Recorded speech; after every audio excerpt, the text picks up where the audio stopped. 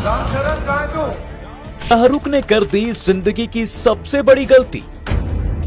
जिस थाली में खाया उसी में किया छेद। एसआरके की उल्टी गिनती शुरू।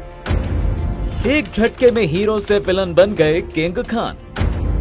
2023 में शाहरुख ने पठान, जवान और डंकी से ऐसा बवाल काटा कि उन्होंने अकेले बॉलीवुड की डूबती नैया को पार लगा दिया। शाहरुख की तीनों ही फिल्मों में जवान सबसे ज्यादा हिट रही, जिसने अकेले 1148.32 करोड़ का बिजनेस किया और किंग खान को एक बार फिर से बॉलीवुड का बादशाह बना दिया। इस फिल्म को साउथ के सबसे बड़े डायरेक्टर्स में से एक अटली ने बनाया था। अटली ने ऐसे वक्त में शाहरुख को अपनी फिल्म में लिया जब कोई भी उनके साथ काम नहीं करना चाहता था, क्योंकि किंग खान एक के बाद एक फ्लॉप फिल्में दे रहे थे और उनकी फिल्म जीरो तो इतनी बड़ी फ्लॉप थी कि इसके बाद शाहरुख ने फिल्में करना ही छोड़ दिया था और उन्होंने अगले 4 साल तक कोई भी फिल्म साइन नहीं की, जबकि अटली ने अपने करियर में सिर्फ 5 फिल्में ही की हैं और सभी हिट थी। शाहरुख अटली के पास तब गए जब उन्हें लगा कि उनका डूबता करियर अटली बचा सकते हैं और ऐसा हुआ भी। 2023 में जवान रिलीज हुई और उसने बॉलीवुड के सारे पुराने रिकॉर्ड तोड़ डाले और इसके बाद से ही शाहरुख एक बार फिर अटली के साथ काम करने में लगे हुए हैं, क्योंकि उन्हें पता है कि उनके करियर को अब साउथ के डायरेक्टर्स ही बचाए रख सकते हैं। बॉलीवुड वाले फिल्मों के नाम पर जो बनाते हैं उनसे उनका करियर नहीं बचा रह सकता, पर इसके बाद भी शाहरुख ने ऐसा कुछ कर दिया। अब उनकी उल्टी गिनती शुरू हो गई है और उनके करियर को शायद ही कोई बचा सकता है, क्योंकि खुद को सेक्युलरिस्ट बताने वाले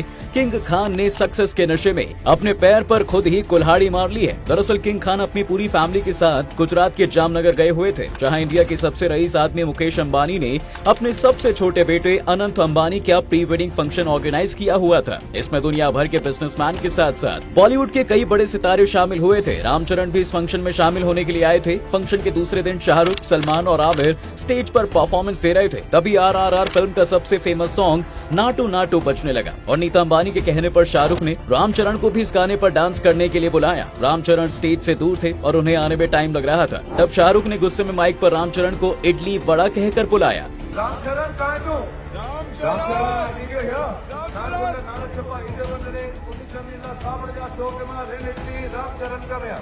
इसके बाद रामचरण स्टेज पर जल्दी से पहुंचे और उन्होंने नाटू नाटू गाने पर डांस भी किया। पर अब फंक्शन में शाहरुख के बिहेवियर को लेकर सवाल उठाया जा रहा है और रामचरण के फैंस सोशल मीडिया पर पोस्ट डाल कर SRK पर अपना गुस्सा निकाल रहे हैं कि उन्होंने कैसे साउथ के इतने बड़े स्टार पर रेसिस्ट कमेंट किया।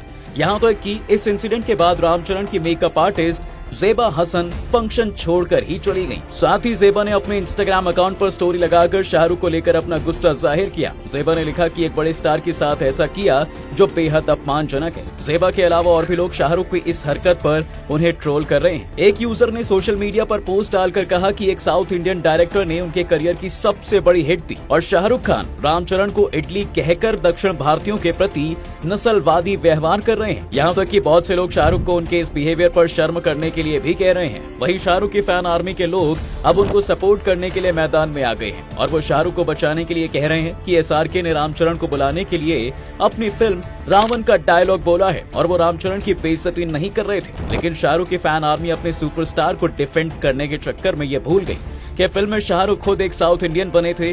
और कमाल की बात तो ये है कि शाहरुख को अपनी इस फिल्म को चलाने के लिए भी रजनीकांत से हेल्प लेनी पड़ी थी, क्योंकि SRK के रिक्वेस्ट करने पर ही रजनीकांत ने फिल्म में कैमियो किया था। फिल्म में इडली वड़ा को लेकर सिर्फ एक डायलॉग था जो कहीं से भी वैसा नहीं था जैसा शाहरुख ने रामचरण के लिए यूज किया है। इसलिए लोगों को लगा कि किंग खान ने मजाक में ही सही पर साउथ इंडियंस पर रेसिस्ट कमेंट तो किया है। आपको क्या लगता है, शाहरुख ने रामचरण के साथ ऐसा जानबूझकर किया या उनसे गलती हो गई? हमें कमेंट करके जरूर बताइए। ऐसे ही और वीडियोस देखने के लिए डू फॉलो फैक्टिफाइड।